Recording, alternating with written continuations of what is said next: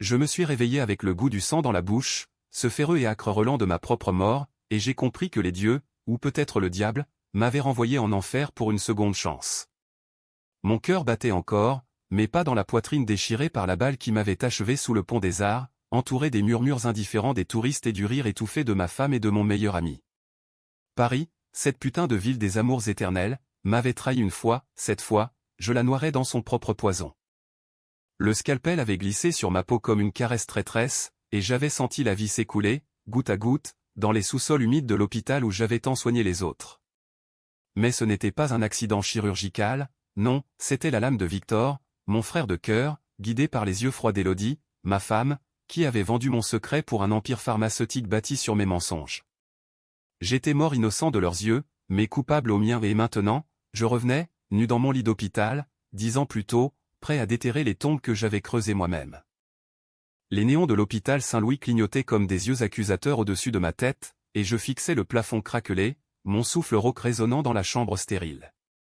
C'était le 15 juin 2015, pas 2025, et mon corps, ce corps jeune, intact, sans la cicatrice béante qui m'avait emporté, tremblait sous les draps amidonnés. J'avais 40 ans dans ma tête, mais 29 sur l'acte de naissance froissé sur la table de chevet. 30 ans? Non, 29. J'avais calculé, la balle m'avait fauché à 39, après une décennie de mensonges qui s'étaient enroulés autour de moi comme du lierre vénéneux. Je me redressai d'un bond, ignorant la douleur fantôme qui irradiait dans mon abdomen au souvenir de la plaie qui n'existait plus. Mes mains, ces mains de chirurgien habitués à recoudre les chairs déchirées, palpèrent mon torse, lisse, vivant.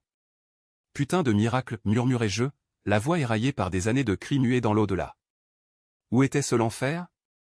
J'avais vu des flashs, Élodie, riant aux éclats lors de mon enterrement, Victor signant les papiers de l'héritage, et ce secret que j'avais enterré si profondément, le détournement de fonds à l'hôpital, ces essais cliniques truqués sur des patients vulnérables, que j'avais couverts pour grimper les échelons.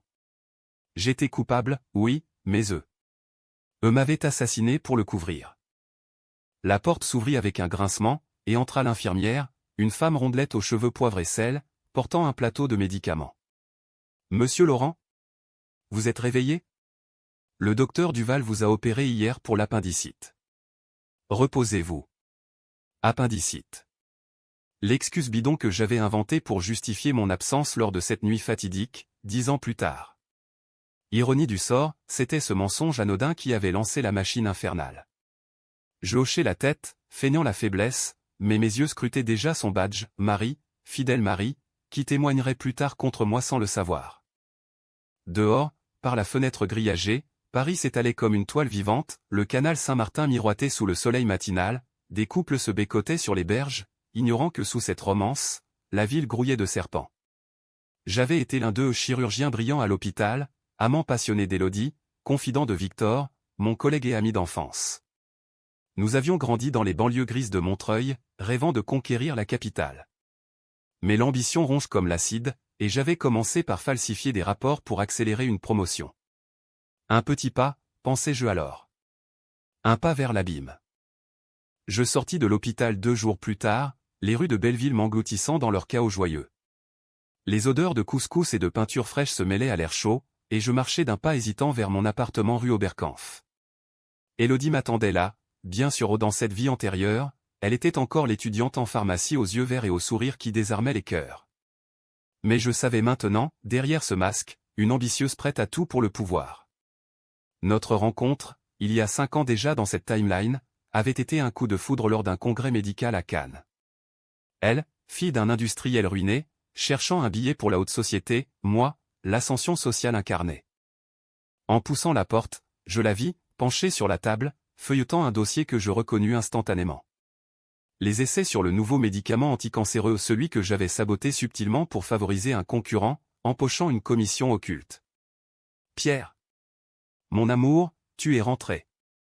Elle se jeta dans mes bras, ses lèvres chaudes contre les miennes, et je dus me retenir pour ne pas la repousser. Son parfum, jasmin et trahison, me donna la nausée. Comment te sens-tu? J'ai eu si peur. Bien, répondis-je, la voix neutre, en m'asseyant. Mes yeux glissèrent sur le dossier, elle l'avait déjà ouvert. Dans ma première vie, c'était elle qui m'avait poussé à ces extrêmes, murmurant des promesses d'un avenir radieux. Qu'est-ce que c'est? Elle rougit, feignant l'embarras. Oh, rien. Juste des notes pour mon mémoire. Sur les éthiques pharmaceutiques. Mensonge. Je le sentais, comme on sent la pluie avant l'orage. Victor l'avait initié à ces magouilles bien avant moi, il complotait depuis des mois, attendant que je m'incruste pour me sacrifier plus tard. Je souris, un sourire carnassier que je n'avais pas en 2015. Montre-moi. Peut-être que je peux t'aider. Ce soir-là, nous dînâmes au bistrot du coin, un petit troquet enfumé où les habitués sirotaient leurs pastis en débattant politique. Élodie parla de ses rêves, ouvrir une chaîne de cliniques bio, fusionner art de vivre français et innovation médicale. Victor nous rejoignit, grand, charismatique, avec son accent du sud qui charmait tout le monde. Pierre, mon vieux. T'as l'air d'un revenant. Il rit, tapotant mon épaule, et je sentis un frisson où il ignorait à quel point il avait raison.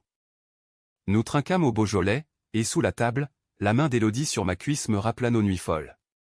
Mais dans ma tête, les images défilaient, la nuit de ma mort, Victor tenant l'arme, Élodie murmurant « C'est fini, Pierre. Ton secret meurt avec toi. » Le secret, non seulement les falsifications, mais le pire un patient mort lors d'un essai, un SDF que j'avais sélectionné pour tester le médicament sans consentement. J'avais étouffé l'affaire, mais Victor l'avait exhumé des années plus tard pour me faire chanter. Je décidai ce soir-là, la vengeance commencerait par les semer dans leur propre filet. Le lendemain, je rendis visite à l'hôpital, prétextant une reprise en douceur. Le directeur, un homme bedonnant nommé Bertrand, m'accueillit avec effusion. Laurent. Vous êtes notre étoile montante. Ces essais sur le Xylopharm un succès. Xylopharm, le médicament maudit. J'acquiesçai, mais intérieurement, je bouillonnais. J'accédai à mon bureau, verrouillai la porte, et commençai à fouiller les archives numériques. Des preuves, emails codés entre Victor et un lobbyiste pharmaceutique, des transferts d'argent vers un compte offshore au nom d'Élodie. Mais je ne pouvais pas les confronter directement, pas encore. Ils étaient trop bien installés, trop mielleux. Non, il fallait une approche française, subtile, empoisonnée, comme un vin trop corsé qui vous terrasse à la dernière gorgée. Je contactai discrètement un journaliste freelance, un certain Julien, que j'avais croisé lors d'un scandale mineur en 2020 dans ma vie passée. J'ai une histoire pour vous, lui dis-je au téléphone, la voix basse. Sur la corruption dans la santé publique. Mais ça reste entre nous pour l'instant. Les jours suivants furent un balai de faux-semblants. Élodie rentrait tard, prétextant des cours, mais je la pistais via une app que j'avais installée sur son téléphone aux technologies 2015, rudimentaire, mais suffisante. Elle rencontrait Victor dans un café discret du Marais, riant à des plaisanteries que je connaissais par cœur. Il parlait de moi, Pierre est si naïf. Avec lui, on aura tout. Naïf? J'étais un cadavre ambulant, et il le deviendrait. Une nuit, feignant l'insomnie, je la confrontai doucement. Élodie, ces dossiers. Tu sais quelque chose sur les irrégularités? Elle pâlit, puis rit nerveusement. Quoi? Pierre, tu délires. C'est le stress post-opératoire. Je la serrai contre moi, sentant son pouce accélérer. Je t'aime, murmurai-je, et c'était vrai ou du moins, l'avait été. Mais l'amour est un poison lent, la haine, un coup de poignard. Bientôt, le premier coup porta, Julien publia un article anonyme dans le Canard enchaîné, un pamphlet sur des anomalies dans les essais de l'hôpital. Pas de nom, juste des insinuations. Victor paniqua lors de notre prochaine réunion, je le vis dans ses yeux fuyants. Pierre, t'as vu ça? Ça pourrait nous éclabousser. Nous. Déjà, il m'incluait dans le naufrage. Je souris. Inquiète-toi pas, mon ami. On va laver ça ensemble. Ensemble, jusqu'à ce que je te noie. Les feuilles automnales tourbillonnaient sur les pavés de la place des Vosges, et Paris, cette coquette perfide, revêtait son manteau orangé comme pour masquer ses vices. Il était septembre 2015 maintenant, 3 mois après mon réveil, et j'avais tissé ma toile avec la patience d'un arachnide. L'article de Julien avait fait des vagues, une enquête préliminaire lancée par l'agence du médicament, des murmures dans les couloirs de l'hôpital, et Victor qui transpirait lors de nos shifts communs. Élodie, elle, jouait la parfaite épouse inquiète, cuisinant des coques au vin pour apaiser mes nerfs. Mais je n'étais plus l'homme qu'elle avait épousé en 2014, lors d'une cérémonie intime à la mairie du 11e arrondissement, sous un ciel de plomb qui aurait dû être un présage. Ce Pierre-là était mort, saigné à blanc sur les quais de Seine. Le nouveau? Un fantôme vengeur, hanté par les cris du patient que j'avais sacrifié à un certain Raoul, SDF alcoolique, dont le cœur avait lâché sous l'effet du xylopharm. J'avais falsifié l'autopsie, déclaré cause naturelle, et empoché 50 000 € pour frais administratifs. Élodie savait, Victor avait orchestré. Il m'avait laissé porter le chapeau jusqu'au jour où, pour couvrir leur propre détournement à un réseau de pots de vin avec des labos suisses, ils m'avaient éliminé. Je décidai d'exhumer Raoul. Pas son corps, il pourrissait anonymement dans une fosse commune de Pantin, mais sa mémoire. Via des contacts dans les associations d'aide aux sans-abri, je retrouvai sa sœur, une femme usée nommée Claire, vivant dans un HLM de la Courneuve. Raoul? Mon frère. Il disait que l'hôpital l'avait tué, me confia-t-elle lors de notre rencontre dans un café miteux, les yeux rougis par les larmes refoulées. Je lui tendis une enveloppe, 10 000 €, fruit de mes économies propres. Aidez-moi à le venger. J'ai des preuves. Claire devint mon atout, une voix du peuple, authentique, loin des intrigues élitistes. Ensemble, nous contactâmes un avocat pro bono, spécialiste des maltraitances médicales. C'est du lourd, grommela-t-il en feuilletant les documents que j'avais photocopiés en douce. Mais il faut un lanceur d'alerte crédible. Pas vous, docteur Laurent, trop impliqué. Moi? Lanceur d'alerte? J'éclatai de rire intérieur. J'étais le bourreau repentant, cherchant rédemption dans le chaos que j'allais semer. Pendant ce temps, la vie conjugale continuait son théâtre absurde. Élodie et moi assistions à une gala de charité au Louvre, sous les plafonds peints de la Vénus de Milo qui semblait nous narguer. Elle portait une robe rouge sang, moulante, et dansait avec Victor sous mes yeux, leur corps se frôlant un peu trop. Tu es jaloux, me taquina-t-elle plus tard, dans la limousine qui nous ramenait. Victor est comme un frère pour toi. Frère? Le mot me brûla la gorge. Dans ma première vie, c'était lors d'un tel gala qu'ils avaient comploté, un verre drogué, une injection létale dans les toilettes, puis l'accident simulé sur le pont. Non, répondis-je calmement, ma main sur sa nuque. Juste vigilant. Elle frissonna ou de peur ou de désir. Et ce soir-là, nous fîmes l'amour avec une urgence nouvelle, comme si elle pressentait la tempête. Mais au milieu de ses gémissements, je visualisais sa chute, exposée, ruinée, suppliante. Le twist vint plus tôt que prévu. Une semaine après, Victor m'invita à un dîner entre amis dans son appartement haussmannien du 8e arrondissement, avec vue sur les Champs-Élysées scintillants. Élodie était là, bien sûr, et 2 autres collègues, un pharmacien louche nommé Gilles, et une avocate, Sophie, qui sentait le scandale à plein nez. Le vin coulait, rouge comme le sang, et la conversation dévia sur les opportunités du xylopharm. Pierre, imagine, si on accélère les phases, on rafle le marché européen. Mais il faut contourner quelques règles. Je feignis l'hésitation, jouant l'homme honnête que je n'avais jamais été. Et les risques? Les patients comme Raoul. Le nom lâché comme une grenade. Victor se figea, son verre à mi-chemin des lèvres. Raoul qui? Élodie toussa, étouffant un hoquet. Gilles rit nerveusement. Sophie, plus affûtée, plissa les yeux, un cas isolé, non? La soirée bascula. Victor me prit à part dans la cuisine, son haleine chargée de cognac. Qu'est-ce que tu fous, Pierre? Tu parles trop. Sa main sur mon épaule était lourde, menaçante. Je la repoussai doucement. Juste des scrupules, Victor. On est amis, non? Il ricana. Amis? Dans ce business, les amis sont des pions. Et toi, t'es en train de devenir un fou. Je rentrai seul ce soir-là, Élodie prétextant un mal de tête pour rester avec lui. Dans le taxi, je composai le numéro de Julien, passé à la vitesse supérieure. Nommez-les. L'article suivant, dans Libération, fut un coup de tonnerre, scandale à l'hôpital Saint-Louis, chirurgien et pharmacienne impliqués dans essais truqués. Pas moi ou pas encore. Victor et Élodie en tête d'affiche, avec des photos volées d'eux au gala. Le chaos s'installa. Victor m'appela à l'aube, hystérique, c'est toi, hein? T'as balancé. Je niai, voix sereine. Pourquoi ferais-je ça? On coule ensemble. Mais il raccrocha, furieux. Élodie pleura au téléphone, Pierre, aide-nous. C'est un malentendu.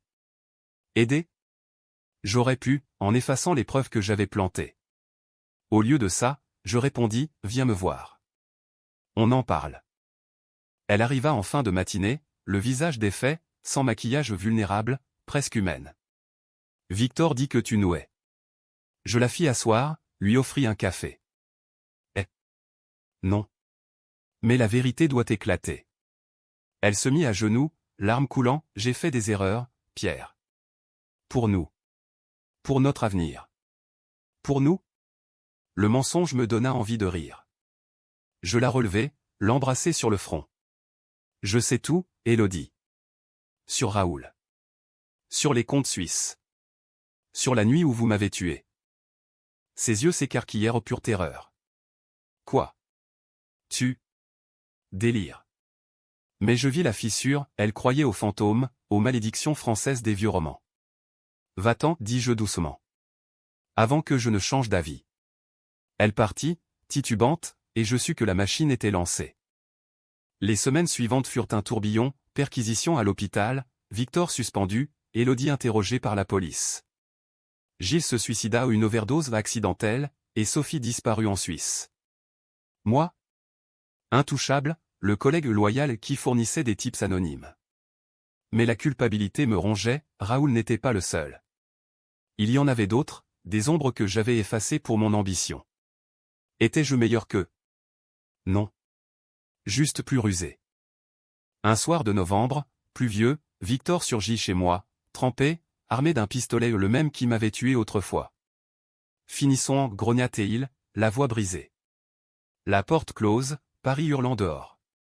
Tu nous as trahis, Pierre. Pourquoi? De la gloire post-mortem?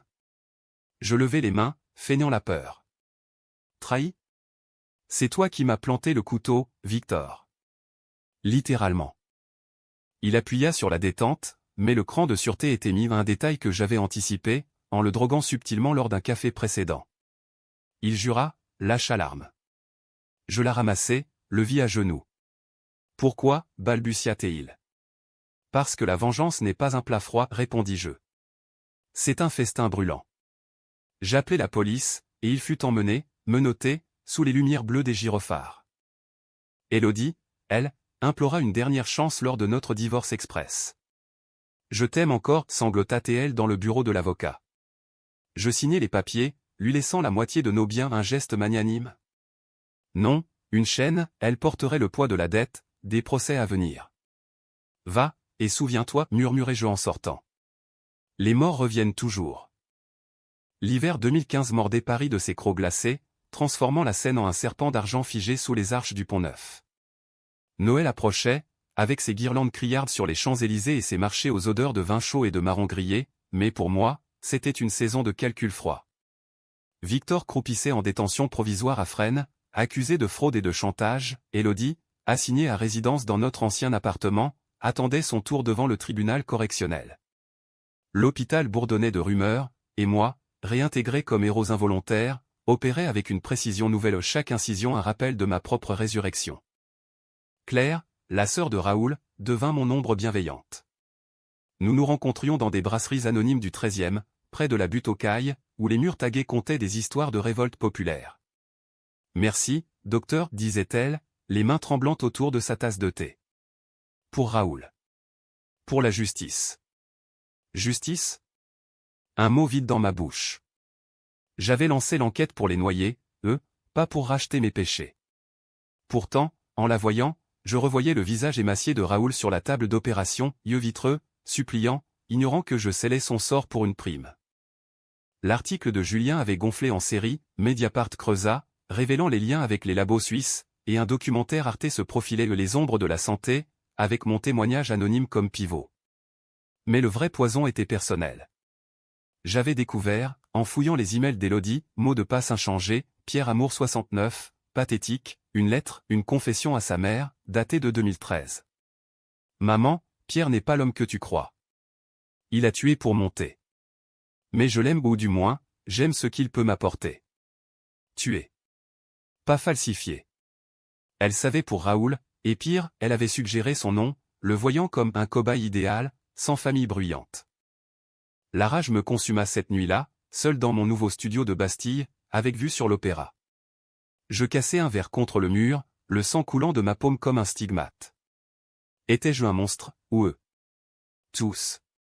La France, avec ses idéaux de fraternité, masquait un sous-bois de trahison, politiciens corrompus, élite médicale qui jouait aux dieux. J'avais été l'un d'eux, maintenant, j'étais le fléau. Le Nouvel An 2016 apporta le premier vrai choc. Lors d'une audience préliminaire au palais de justice de l'île de la Cité, Victor plaida, et dans un coup de théâtre, me désigna, c'est Laurent le cerveau. Il a falsifié l'autopsie de Raoul. Demandez à Élodie, elle a les preuves. Le juge, un homme sec aux lunettes rondes, nota. Élodie, pâle sous son tailleur gris, évita mon regard. Je sentis le nœud se resserrer, ils contre-attaquaient, cherchant à me happer dans leur chute. Sophie, l'avocate disparue, refit surface via un email anonyme, Pierre, ils te tendent un piège. Rencontrons-nous. Hôtel de la Paix, minuit. Piège? Ou opportunité? J'y allais, armé d'un enregistreur dissimulé. L'hôtel, niché dans une ruelle du 6e, exhalait l'opulence fanée, tapis perçant, lustre en cristal. Sophie m'attendait au bar, cigarette aux lèvres, un verre de Calvados devant elle. Tu as changé, Pierre. Tes yeux. Comme si tu voyais les morts. Je les vois, répondis-je, m'asseyant.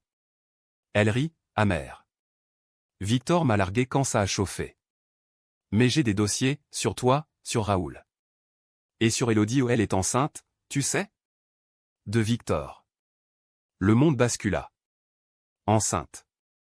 Dans ma première vie, il y avait eu un enfant le leur, élevé dans le luxe bâti sur mon cadavre. Un fils, prénommé Alexandre, que j'avais adopté post-mortem via testament falsifié. La révélation me frappa comme un uppercut. Prouve-le. Elle glissa une échographie sous la table. Datée de novembre 2015. Aide-moi à témoigner contre eux, et je te couvre pour Raoul. Marché de dupes. J'enregistrai tout, ses aveux sur les pots de vin, ses regrets fins. À minuit, je quittai l'hôtel, l'abandonnant à son sort où elle serait arrêtée le lendemain, pour complicité. Élodie m'appela à l'aube, voix brisée, Pierre, c'est vrai pour le bébé. Mais je t'aime encore. Sauve-moi.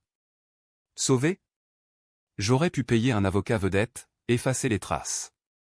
Au lieu, avorte. Ou assume. Silence assourdissant. Elle raccrocha, et je sus que j'avais franchi une ligne, une décision controversée, cruelle, qui me rongeait autant qu'eux. Le procès s'ouvrit en mars, sous les flashs des médias dans la salle des pas perdus. Victor, en costume froissé, hurla son innocence, Élodie, enceinte naissante visible, joua la victime, Pierre m'a forcé. Mensonge. Le procureur, une femme acérée nommée Leclerc, présenta les preuves, transfert bancaire, email. Puis vint mon tour, témoin clé, jurant sur la Bible laïque de la République. J'ai couvert des erreurs, admis-je, voix ferme. Mes œufs ont tué pour le profit. Le public gronda, les féministes crièrent au scandale, accuser une femme enceinte? Controversé, oui. Mais vrai. Claire témoigna ensuite, sa voix chevrotante brisant le silence, mon frère méritait mieux que d'être un rat de labo. Larmes dans la salle. Victor s'effondra, murmurant traître en me fixant. Élodie, les mains sur son ventre, me lança un regard, haine pure, mêlée de peur. Le jury délibéra 3 jours, verdict, coupable. Victor, 10 ans ferme, Élodie, 5 avec sursis pour aux circonstances atténuantes la grossesse. Mais je n'avais pas fini. Le twist personnel, en vidant l'appartement d'Élodie, je trouvai une lettre non envoyée, à mon intention post-mortem. Pierre, si tu lis ça, c'est que Victor a agi. Pardonne-moi. Le bébé est de toi ou pas de lui. J'ai menti pour te protéger. De moi? Le doute s'insinua, venimeux. Était-ce un dernier mensonge, ou la vérité? Un test ADN, discret, confirma, mien. Alexandre, mon fils, né de la trahison, mais cher de ma chair. La culpabilité me submergea. J'avais failli détruire ma propre lignée. Élodie, libérée sous caution, me contacta, laisse-moi le voir. Pour lui. Je refusai d'abord, puis cédai à un droit de visite supervisé. La voir avec l'enfant, 9 mois plus tard, dans un café neutre de Montmartre, fut un poignard, elle, brisée mais résiliente, berçant un bébé aux yeux verts comme les miens. Je regrette tout, murmura-t-elle. Mais la haine nous a tués tous. Pas encore, pensais-je. La vengeance finale se profilait. Le printemps 2016 fleurit Paris en un tapis de pétales roses le long de la Seine, mais sous cette beauté factice, les racines pourrissaient encore. Élodie avait accouché en avril, un garçon à Alexandre, comme dans ma vie passée, et le tribunal m'avait accordé une garde partagée, malgré les protestations de son avocate. Un homme qui a couvert des morts ne mérite pas un enfant, avait-elle argué, mais le juge, un humaniste à l'ancienne, avait tranché, la rédemption existe, madame. Rédemption ? J'en cherchais encore, hanté par les nuits où Raoul visitait mes rêves, accusateur muet. Victor, de sa cellule, m'envoyait des lettres rageuses, tu paieras, fantôme. La France oublie pas ses traîtres. Il complotait, je le sentais au contact avec des codétenus, promesse de vengeance post-libération. Sophie, condamnée à 2 ans, avait craqué en tôle, révélant un réseau plus vaste, impliquant Bertrand, le directeur de l'hôpital, qui blanchissait via des fondations caritatives. J'alimentais Julien, un nouveau scandale éclata en mai, Le Monde titrant Le cancer de la santé française, un réseau démasqué. Moi, je repris mes opérations, mais avec un zèle nouveau, bénévolat en banlieue, à l'hôpital de Bobigny, soignant les invisibles comme Raoul. Claire m'aidait, organisant des ateliers sur les droits des patients. Vous changez, Pierre, me dit-elle un jour, sous les cerisiers en fleurs. Ou peut-être que vous revenez à vous. Revenu ? Si elle savait. Élodie et moi dansions un tango empoisonné autour d'Alexandre. Les visites alternées étaient des champs de mine, elle, dans son petit appartement de Pigalle, décoré de jouets neufs financés par une aide sociale, moi, dans mon loft aéré, avec nounou à temps plein. Il te ressemble, remarquait-elle, voix douce, lors d'un échange au parc des Buttes-Chaumont. Les enfants criaient, les pigeons picoraient, et pour un instant, nous étions une famille brisée, mais réelle. Pourquoi m'as-tu cru enceinte de Victor, demandai-je un jour, Alexandre gazouillant dans sa poussette. Elle baissa les yeux. Pour te blesser. Comme tu m'as blessé en revenant. Changer. Changer. Elle pressentait mon secret, cette aura de mort qui m'enveloppait. Nos baisers, rares, étaient des duels, passion et poison mêlés.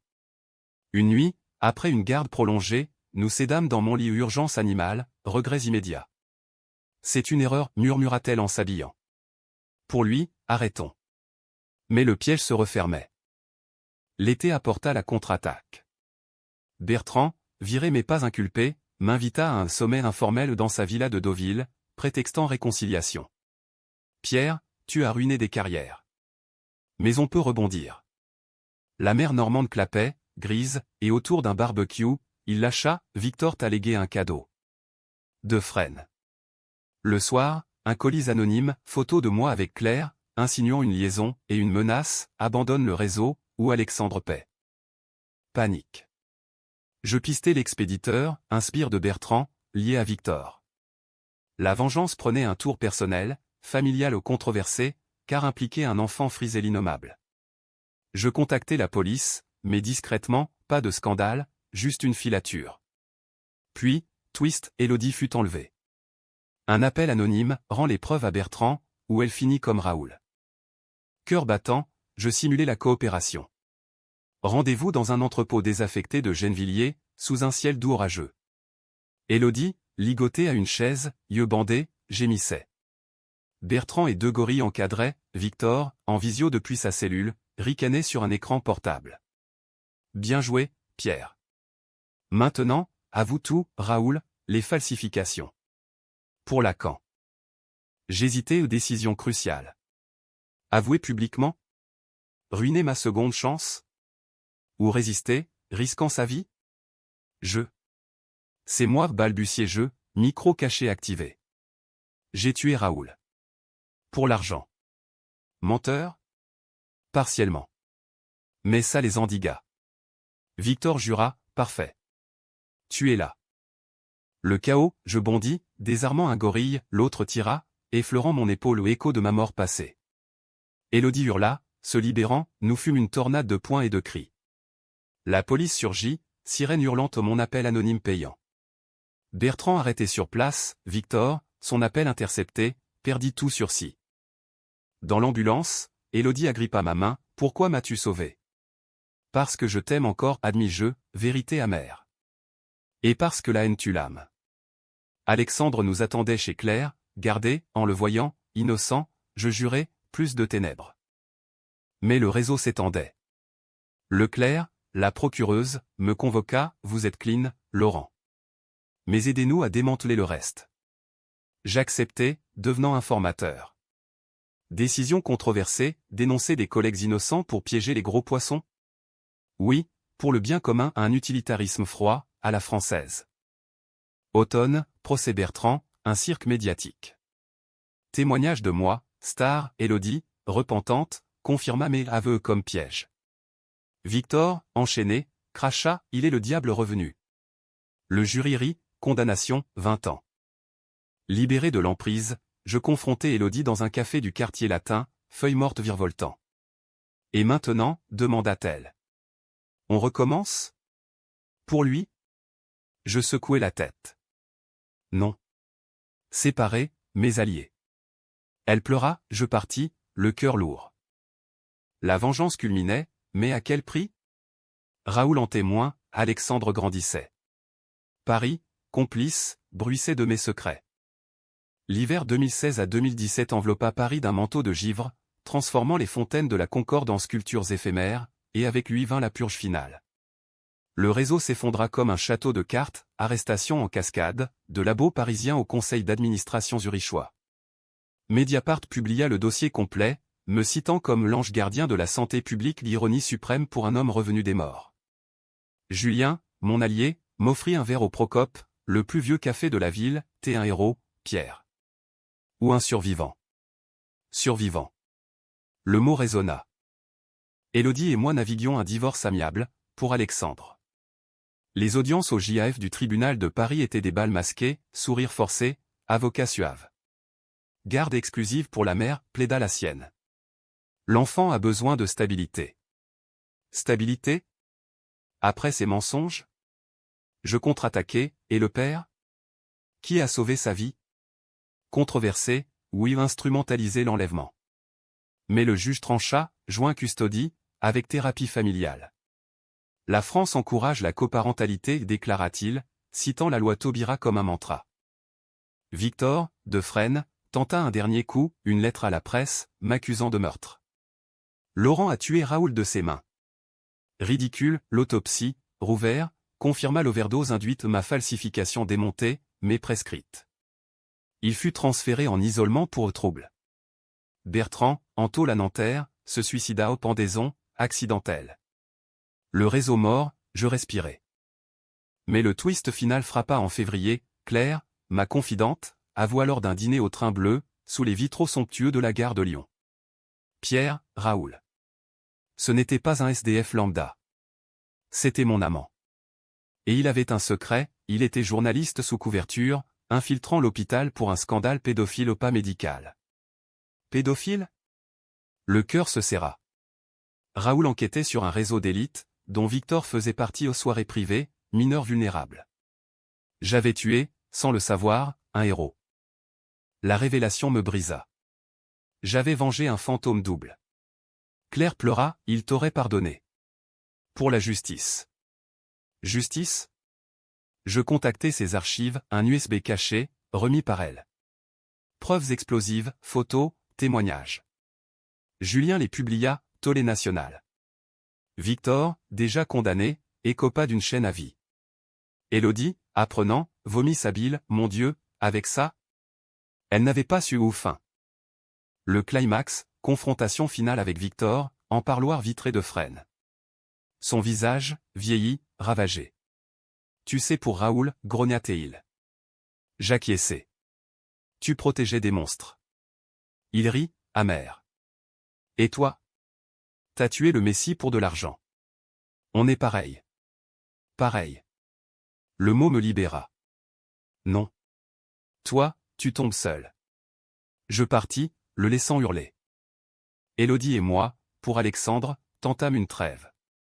Un pique-nique au jardin du Luxembourg, cerisier en bourgeon. On peut être une famille dysfonctionnelle, plaisanta TL, Alexandre riant aux éclats. Je souris vrai, enfin. Peut-être. Mais la nuit, seul, je revoyais ma mort, balle dans le ventre, scène indifférente. La vengeance avait guéri? Partiellement. La cicatrice fantôme persistait. Catétuc, pas BKCH, mais aigre-doux, à la française. Paris, éternel, m'avait rendu mon fils, ma conscience. Victor pourrissait, Élodie reconstruisait, moi, je soignais, vigilant. Les morts ne reviennent pas toujours pour tuer ou parfois, pour renaître. Et dans les rues pluvieuses, je marchais, ombre parmi les lumières, prêt pour ce que le destin ourdissait encore.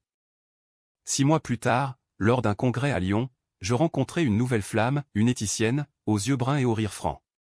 La santé n'est pas un business, dit-elle. C'est un serment. Serment. Je hochai la tête, main dans la sienne. La boucle se fermait, trahison payée, secrets exhumés, amour possible. Pourtant, dans le train de retour, un appel anonyme, Laurent ? On sait pour ta renaissance. Le vrai secret, tu n'es pas mort. Tu as simulé, pour l'assurance. Qui ? Un fantôme du réseau. La tension renaît. Paris, jamais assagi, m'attendait avec de nouveaux serpents. Mais cette fois, j'étais armé, non d'une lame, mais de vérité.